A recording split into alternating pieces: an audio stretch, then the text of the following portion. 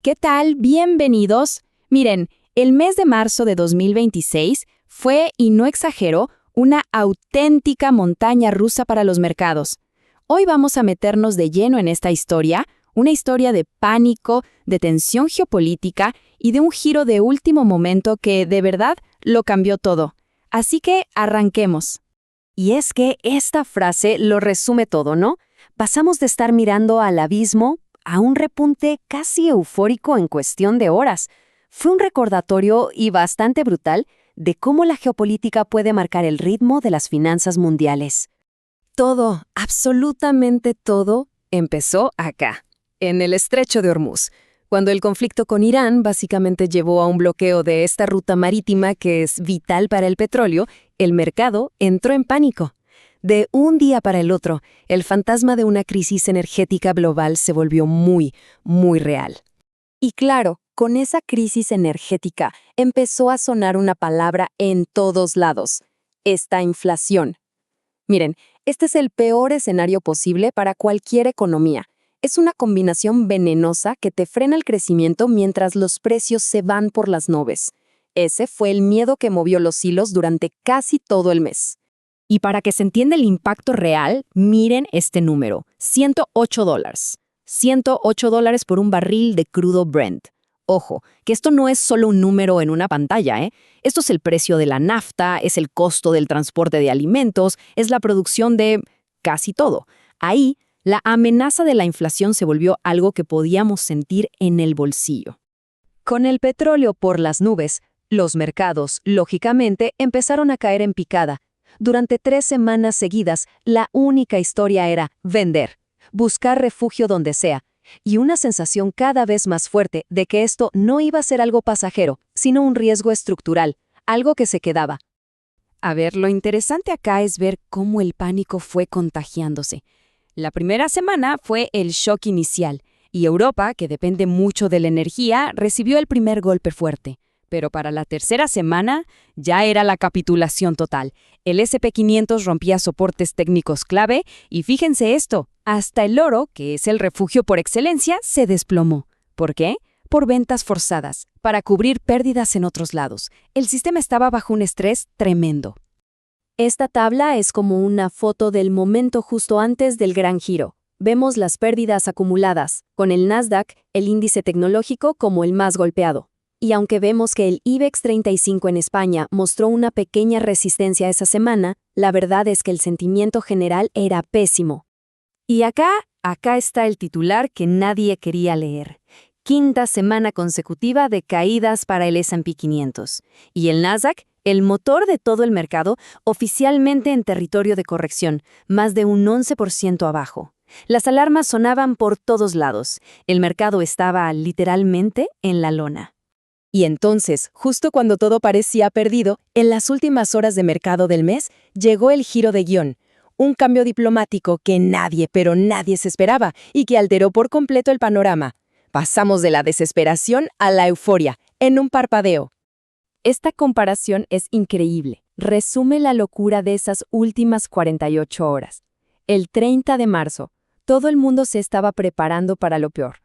El 31 de marzo, una ola de optimismo borró semanas de pérdidas en un solo día. ¿El motivo? La simple esperanza de una desescalada en el conflicto. A ver, el concepto que explica este cambio radical es lo que se conoce como el Trump Put. Dicho de forma simple, es la creencia del mercado de que la administración de Estados Unidos no iba a permitir un colapso total, que con la presión del precio de la nafta subiendo y el descontento de la gente, al final iban a forzar sí o sí una salida diplomática. Bueno, entonces, con esa esperanza diplomática como la chispa inicial, el mercado explotó para arriba. Pero ojo, que no fue solo optimismo. Hubo factores técnicos muy potentes que hicieron que el movimiento fuera mucho más grande de lo esperado. Vamos a ver cuáles fueron. Para que se hagan una idea de la magnitud de la explosión, el S&P 500 subió casi un 3% en un solo día. Fue una de sus mejores sesiones en meses. Una recuperación violentísima que agarró a casi todos por sorpresa y que, de paso, le salvó el trimestre a muchísimas carteras. Uno de los grandes motores técnicos de esta subida fue el famoso short squeeze. Imaginen esto. Hay un montón de gente apostando a que el mercado va a seguir cayendo. De repente llega una buena noticia y todo empieza a subir. ¿Qué tienen que hacer todos ellos? Salir corriendo a comprar para cerrar sus apuestas y limitar las pérdidas. Y esa compra masiva, bueno, eso mismo hace que el precio suba todavía más rápido. Es como echarle gasolina al fuego. Entonces, para resumir, la recuperación fue una tormenta perfecta.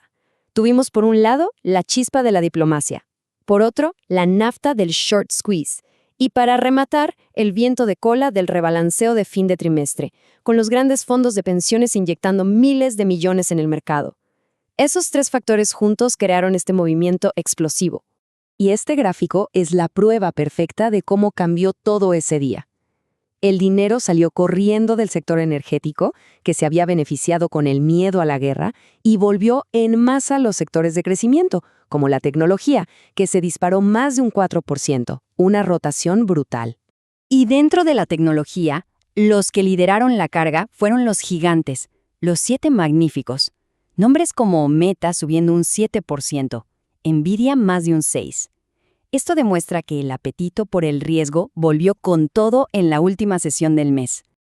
Muy bien, pero ahora que pasó la euforia, es momento de pensar en las lecciones que nos deja este mes tan loco y mirar para adelante, porque aunque marzo terminó con un gran alivio, los problemas de fondo, la verdad, no han desaparecido. Entonces, ¿con qué nos quedamos de todo esto? Primero, y más importante, la geopolítica manda. Segundo, que los factores técnicos, como el posicionamiento de los inversores, pueden convertir una pequeña chispa en un incendio. Y tercero, que el riesgo de estanflación sigue ahí, latente. E incluso vimos la resiliencia de activos como Bitcoin, que se mantuvo sorprendentemente firme en medio del caos. Y este es el punto clave para lo que viene. El rally fue una reacción a la esperanza de una solución. Pero la estabilidad real va a depender de que el estrecho de Hormuz se normalice por completo. Mientras eso no pase, el fantasma de la estanflación va a seguir ahí, sobre la mesa. Así que la pregunta que nos queda es, ¿realmente dejamos atrás lo peor? ¿O esto fue solo una pausa en la tormenta?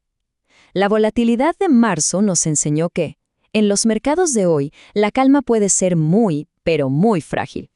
Si quieren seguir profundizando en estos temas y tener un análisis constante, pueden encontrar muchísimos más recursos en arco.com.ar.